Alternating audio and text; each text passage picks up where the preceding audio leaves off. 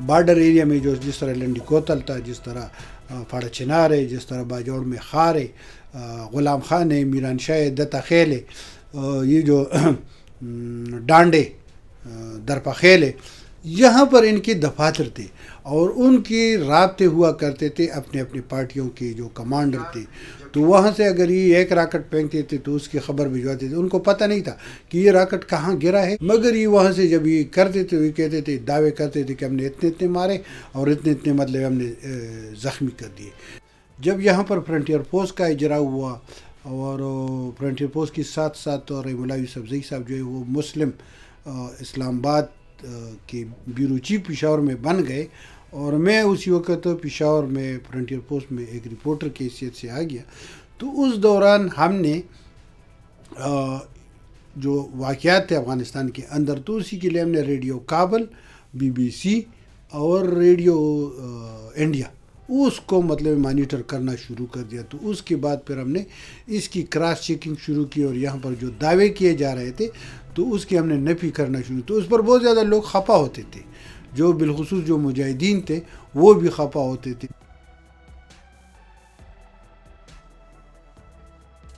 جو امریکن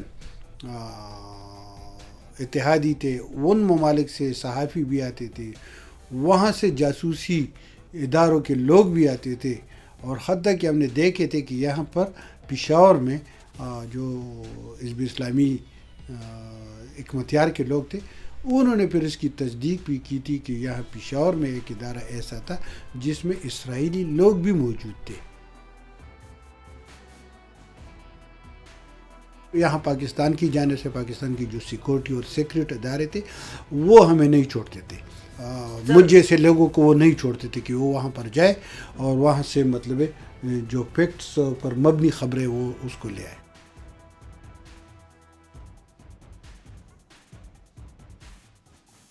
میں جب افغانستان ایز اے جرنلسٹ داخل ہوا تو وہ نومبر 1987 تھا، اور اس وقت کابل میں ایک لویا جرگہ ہوا کرتا تھا، منعقد کیا گیا تھا جس کے جو ڈاکٹر نجیب جس میں باقاعدہ طور پر صدر منتخب ہوئی تھی.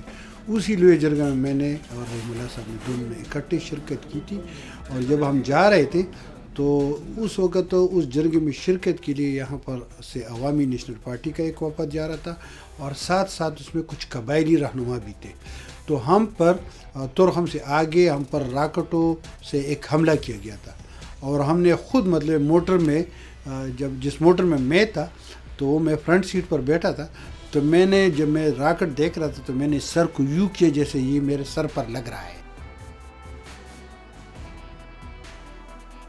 88 کی وسط میں جب یہ جنیوا معاہدہ ہوا اپریل 1988 میں، تو اس کے فوراً بعد افغان حکومت نے کچھ علاقے خالی کر دی. اس سے پہلے جو علاقہ خالی کیا گیا تھا تو وہ کنڑ میں تھا. کنڑ میں ہم گئے تھے، میں گیا تھا، اور اس وقت تو ہمارا ایک دوسرا کلیگ تھا جو اب اس دنیا میں نہیں ہے، منصور خان، وہ بھی گیا تھا. حیدر شاہ ایک فوٹوگرافر تھا وہ بھی گیا تھا. ہم وہاں پر گئے تھے.